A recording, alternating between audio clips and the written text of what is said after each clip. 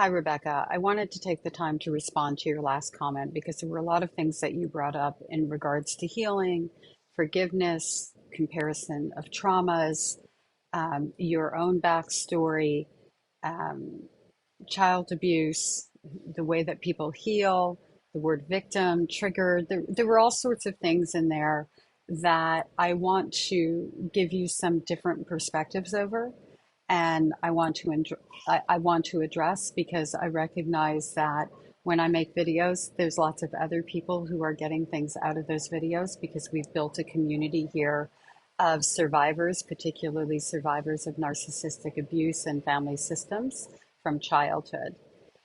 Um, I also want to take this opportunity to say that I'm sorry. If I had taken a moment to ask you a few questions, I would have addressed you differently. At least I would have left the snark aside. There's nothing that I said that I wouldn't say, but the way that I came across, I can see how you were undeserving of that.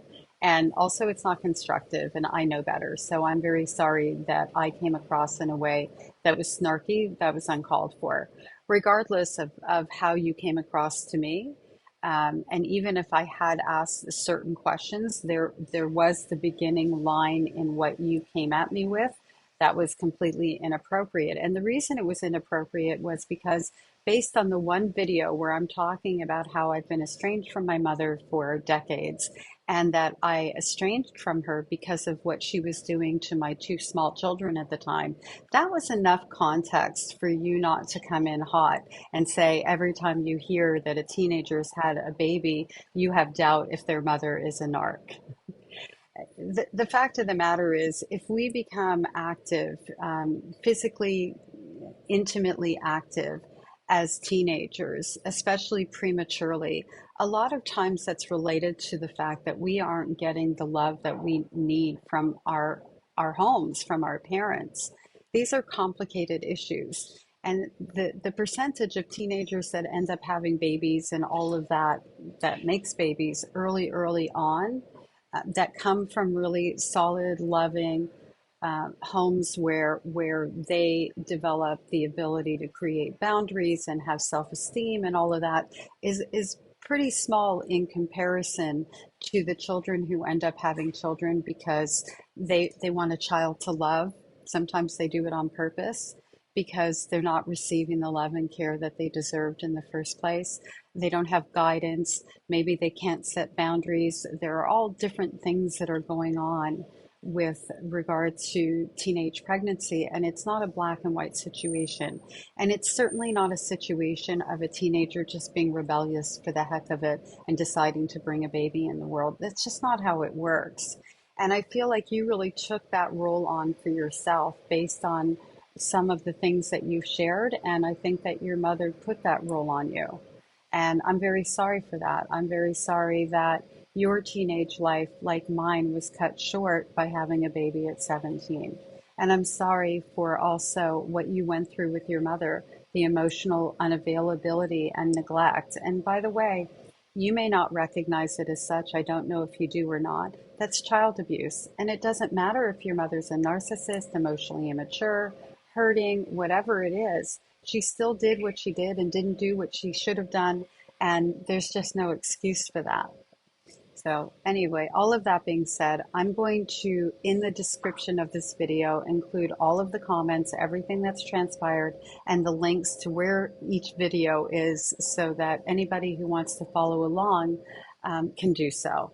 More importantly, I want to address you directly. And there was something that you said to me in this comment where you said, I know maybe you didn't intend to, and I might be taking this wrong. So like reading it wrong because I'm not reading it right now. I'm not taking it wrong. But something that you said, that I probably didn't intend to provide any healing for you, but I did. I always intend to provide healing. And I really I'm so sorry that I came across that I was snarky. I didn't come across as snarky. I know I was snarky, and I own that because I know better. And my purpose here is education and healing, and I heal along with everybody else as well, because it is a lifelong journey. So I hope that what I share here, you understand is coming from a very good place of wanting to make sure that you walk away now with a better experience and more knowledge about the fact that how your mother behaved and what went on in your childhood wasn't acceptable, and maybe to broaden your mind to be less harshly, um, less judgmental towards people like me who are coming out and speaking about our experiences. I'm fortunate to be where I am, and nobody can ever say anything to me that would silence me, that would make me feel any kind of way, because I am in the world from the inside out. I know what the truth is. I know who I am as a human being, and what anybody else thinks of me is never going to be as important as what I know about myself and my life. And for that reason, a comment that you made that started all of this off doesn't impact my journey, but it could impact somebody else's. So I think it's important that we recognize that words matter, including, and so does tone. So here we go. I'm going to break it down for you and for anybody else who's watching. I appreciate your candor and your perspective. You gave me much to think about. Clearly, your situation fits the words you used to describe your mother's behavior. Your situation was beyond toxic, it was life threatening. But those words are loaded, as is the word victim, and they are not necessarily accurate for a person in dealing with their specific situation. It doesn't matter whether or not my mother is a sociopath or a narcissist. It doesn't matter at all. What matters is that she's a child abuser and she hurt me. And then she went on to try to do the same with my children. And the part where she tried to unalive me, I recovered from that much better, much quicker, much easier than any of the other things that she did to me, because the emotional violence was constant. It was consistent. It was brainwashing. It was programming me into believing that there was something wrong with me. And then what does somebody who's narcissistic and abuser do? They go, "Oh, you're such a victim." Um, and yes, and like, the word victim gets a bad rap. And you know why? Because narcissistic abusers, or abusers in general, use it as a way to make their victim feel like they're doing something wrong while they're victimizing them. And because abusers tend to play victim in order to hide the abuse they're perpetrating in plain sight. There's nothing wrong with having been a victim. There's everything wrong with having been a victimizer. And on the note of victimization, you know, for the people who go, "Oh, you're stuck in victim mode," there's a lot of noise going on in the background, and I hope that it's not going to take away from this video, but I'm just going to go with it. So sorry, folks. Um, People who feel like they're stuck in victim mode, or somebody's telling them they're stuck in victim mode, it's really hard to heal. It's really hard to get out of a place of feeling like there's something wrong with you. That likely, if you were victimized by one person as a child, you had more than one perpetrator, which really eats at the image you have of yourself. And then you've got people going, "You're stuck in victim mode." No, what you're doing is you're trying to figure out how to process what's been done to you. And sometimes it takes a long time to get out of a place where we feel like we're just being constantly victimized into a place of being a victim and a survivor. Because there are steps to this. There was a point in time where there were still things going on with my mother, where I was still having bad relationships and experiences because I couldn't identify red flags. And I did the love that I know. And unfortunately, the love that I knew was laced with lots of pain and suffering and rejection and hot and cold and gaslighting and all of that, because it was normalized for me.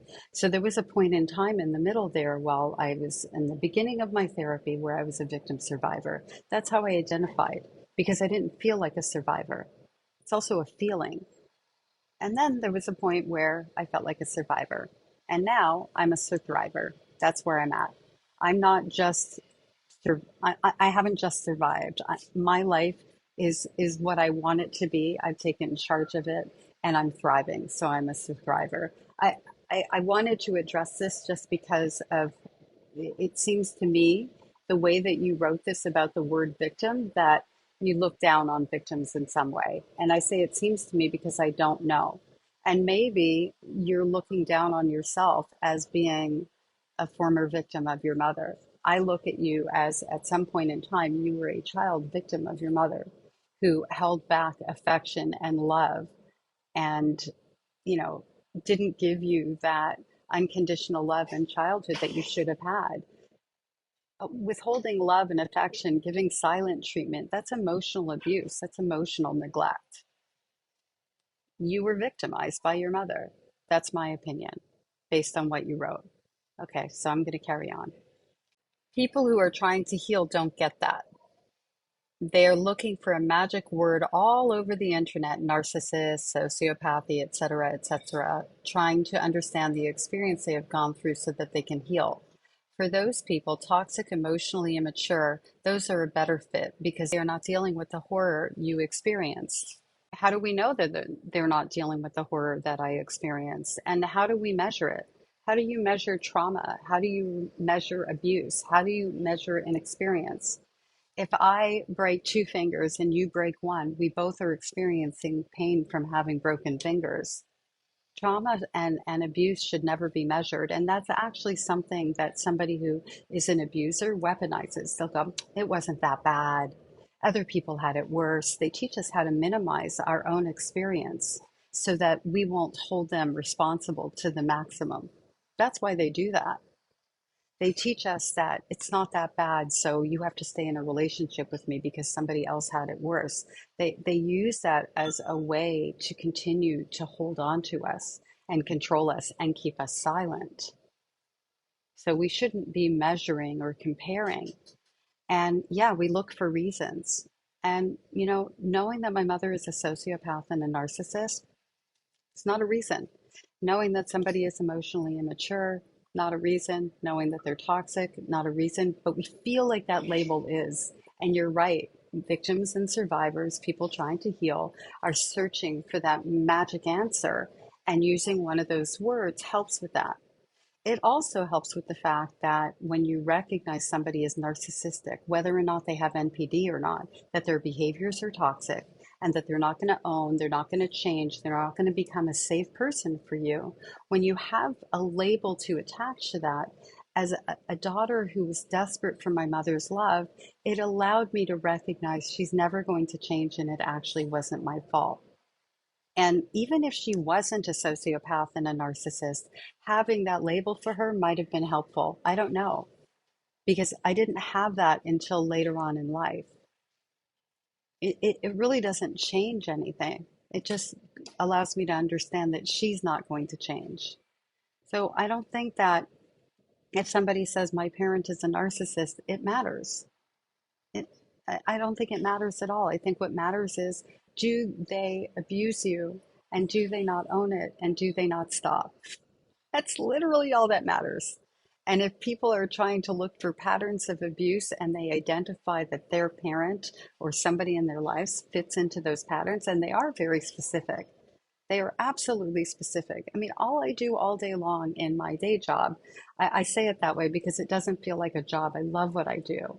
All I do all day long is talk to survivors who have survived narcissistic abuse. And not all of them have a parent who would be diagnosable necessarily. And we don't even get into that part of it. It's just being able to look at the patterns and go, yes, I know that if you're suffering in this way, this is what's coming next. It's helpful for me as a therapist to be able to help my clients. And it's helpful for them to not have to explain all of these things that to somebody else might sound very outlandish. Sorry if my response triggered you. That was not my intent, although it appears from your tone that it was the result. I know I might have come off in a certain way to you, but that's you looking at me through the lens of your own experience, and I get that. Thank you for sharing your story. It framed your comments in a way that I was able to extract what I could apply to my life because your stories appeared to be the same, but no, they are not the same. Now, there's a word that's overused, triggered, and misused. Um, And I'm going to explain what I mean by that. So when I am triggered, I go into a survival mechanism. I go into a behavior that I needed to survive the original experience. When I'm triggered, something is attacking a wound that I haven't healed, that hasn't been addressed. Showing emotion, being snarky in response to something that was distasteful, that's not being triggered. When I'm triggered personally, the things that I end up doing, and not so much anymore, even though I do have complex PTSD, so my fight against it sometimes is a little bit more difficult than other times. When I'm triggered, one of two things happens. Sometimes both. A few other things too. But in the face of someone, I become silent and compliant. I freeze. I fawn. I'm a people pleaser. I go into good little girl. I bobblehead to get through. Most times when that happens now, when I start to go down that path, I'm able to catch it and get my critical thinking back online and kind of reboot my system and show up and be articulate and do what I need to do. Other times when I'm triggered, if there's a certain kind of underlying threat that I haven't recognized in real time, because that happens, like I have an interaction with someone that's not quite right. When I go to sleep at night, I'll have shortness of breath. And depending how severe and significant that situation was, that I probably didn't recognize in the moment, will impact how long it takes me to settle down and catch my breath and be okay. That's a direct trigger effect that I have. Other times when I'm triggered, I go into self sabotage. Not anymore, because I have methods now that keep me from doing this, but I'll overspend like to the point of not having money for rent. I haven't done that in forever and ever. I got a hold of that. Um, Eating out of my norm, like I'll sit down and eat an entire cake until the food is up here. I don't do that anymore either. Those are trigger responses. Showing emotion is not a triggered response. It's not. And so, that being said, also, you didn't trigger me. I have emotions. I own them. I love them. I show them, and it's a part of who I am. And I'm really, really happy. Look, emotion. I'm really, really happy that I found a way to get in touch with my emotions and not be fearful of what somebody else thinks when I display those emotions. I want to be respectful and polite, but I'm not responsible for other people's feelings, right?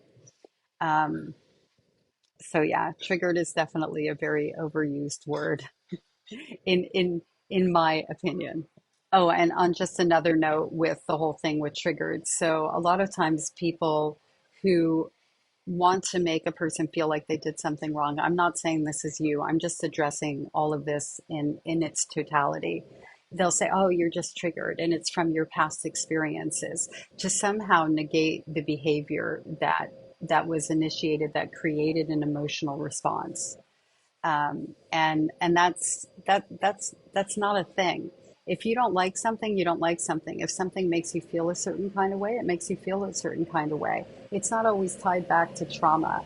And even if it is, it doesn't mean that the initial behavior wasn't correct or that it was incorrect. Like the two things don't go together. If somebody steps on my foot and it hurts and I have an emotional response, am I triggered because I had my foot stepped on before? If they did it on purpose, does it make their action any less um, reprehensible because they did it on purpose and tried to hurt me? Do you see where I'm going? And also, just on a side note, we are all a culmination of our individual life experiences, both good and bad. That doesn't mean that the way that we show emotion in a particular situation should be invalidated because we have a life experience that connects to it. You are correct in that if I had taken the time to learn more of your story, well, frankly, I wouldn't have commented at all. I'm actually glad you commented. I'm glad we're having this interaction. I would have seen that they appeared to be what, but were not the same. But all I had was the little blip, and I reacted to that. Like I said, there is more than meets the eye to this story, and there was so much more, wasn't there? You can't get that from a blip. I will remember that. That was lesson number one.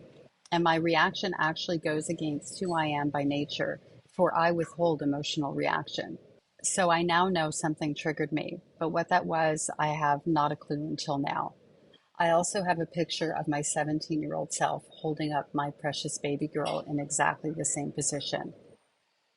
So this is where we part ways a little bit because I went back and watched the original video that you commented on and you didn't need any more background. You're saying that you felt triggered, and I think that your response was purely from a trigger, maybe from the point of view of how you felt responsibility as a teenager for having a baby, how you were made to feel about that, like you did something wrong and you were rebellious and that sort of thing. And I'm putting that together from your previous comment. Um, so yeah, and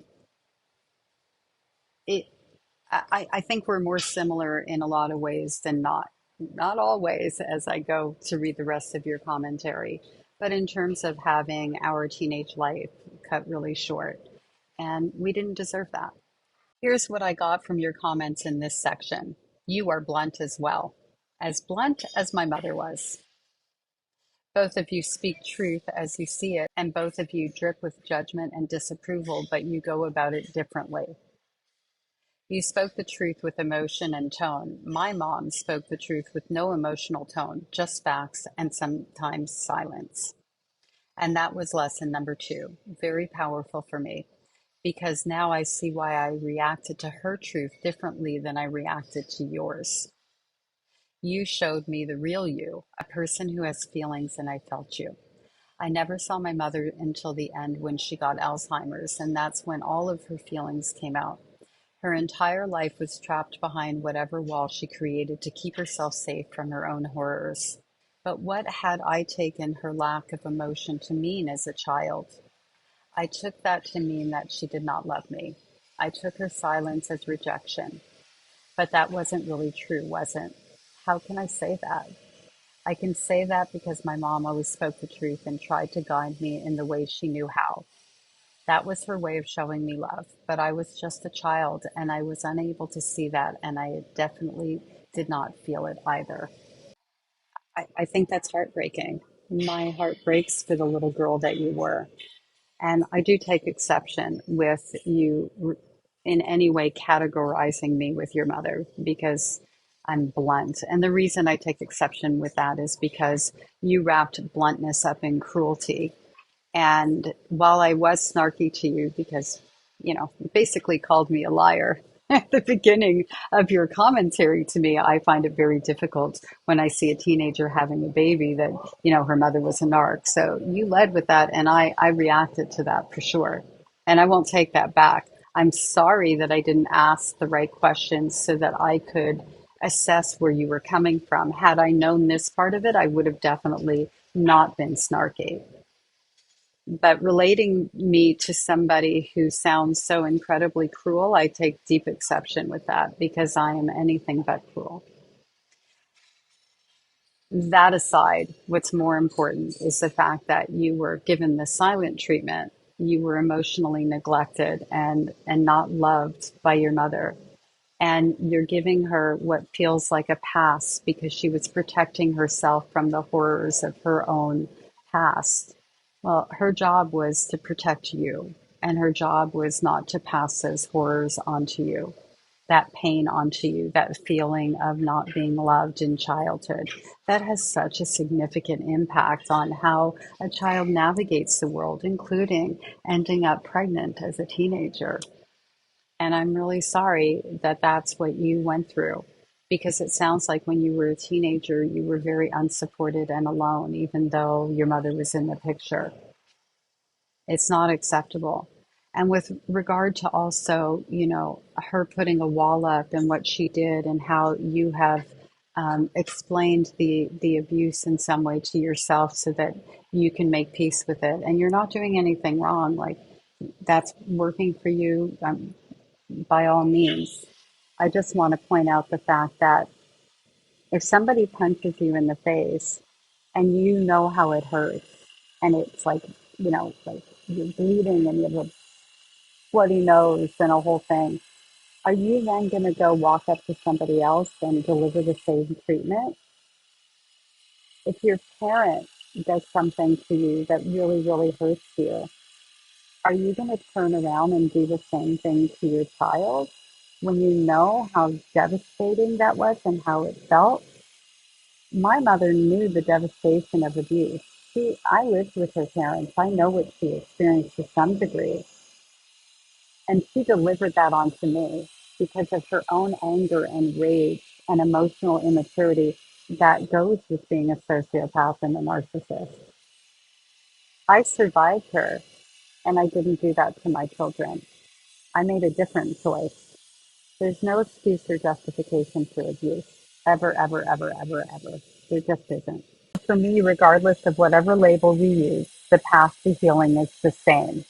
It starts and ends with seeing the person who hurt you for who and what they are and forgiving them anyway, because that's something you do for you, not for them, and letting go. Whatever happened to my mom made her who she is, and that actually has nothing to do with me.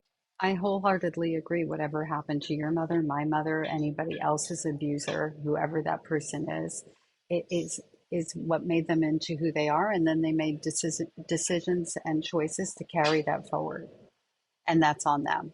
And it never has anything to do with the victim, ever. A person who is abusive, who's going to abuse, is going to show up as an abuser and they're going to abuse. A person who's kind and loving is going to show up with kindness and love.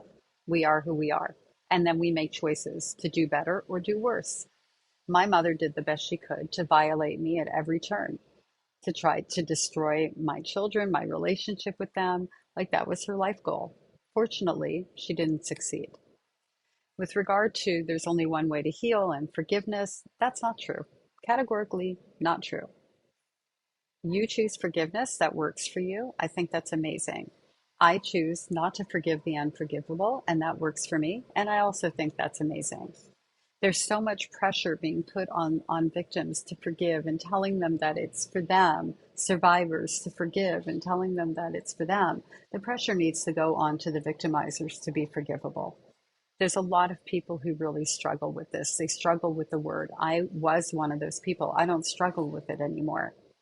I save my forgiveness for people who show up and are forgivable, like take ownership, change behavior, earn forgiveness. Like I save my forgiveness for those people that have value to me, that treat me that I am valuable, that create safety and all of those things. And I also save that forgiveness for myself. At one point in time, I was estranged from my own daughter, and I deserved it. I was an emotionally immature mother. I had her when I was 17. There are things that I can't take back that I did. I didn't abuse her. I passed down my trauma to her, and I made some bad decisions. And there are things that I wish I could do differently. And I can either hold myself to this torture for the whole rest of my life, or I could forgive myself, which is my daughter's preference. And it's no coincidence that when she wasn't speaking to me, she was in a relationship with my mother. Eventually, she stopped having a relationship with my mother when she realized how nasty and toxic my mother is. My relationship with my daughter now, and for decades now, I mean, the estrangement wasn't that long. It was long enough. I missed things and it was very sad, but it wasn't like years and years and years or anything like that. My relationship with my daughter today is an amazing, honest, connected, well communicated relationship. And I'm very fortunate. And with all of my children, I'm very fortunate. They could have chosen not to forgive me. My daughter could have chosen not to forgive me. And even though I was making amends and doing the right things, that would have been her choice. And I would have respected that because I don't deserve forgiveness. You know, I like in the sense of that I'm not entitled to it, but I did earn it. When my daughter came to me and told me things that I hurt her with, things that I did, some things maybe I didn't even remember exactly the same way. And it doesn't matter. What matters is how she felt about those moments and that I made her feel that way and that I'm her mother and I should have done better. And so I own those moments wholeheartedly with my entire soul. And I never once brought in, because this is a mistake a lot of people make, they make it about them. I never brought in anything that I went through in childhood or any of the stuff in my background or I had it worse or any of those things. I kept it on her and I helped her heal the wounds that I created. Those are the actions that in my opinion are forgivable. And look, again, I respect the fact that forgiveness works for you. I hope you respect the fact that it doesn't for me. But who I am has everything to do with how I interpreted and reacted to her. And since I'm an adult now, I write my own story. I can use a communication style that is truthful, but also emotional, and do my best not to let any judgment or disapproval I may be feeling drip into the conversation. I highly doubt I would have seen all of those things had you not taken the time to respond. So thank you for being a mirror where I was able to see you and your journey. My 17-year-old having a baby self, myself as I am now journey, and my mother and her journey, and so many other permutations of selves, I would need a book to write them all. It may not have been your intent to add healing to my life, but you did, and I thank you. I love the fact that you write your own story, and I write my own story too. And we are adults now, and we survived. And I'm very, very happy that I was able to provide you healing. And I hope that my video that I'm making you now continues to do so. You were just a little girl, and you deserved a mom who showed up with love, just like I was. Take care, and I hope you have a really amazing day.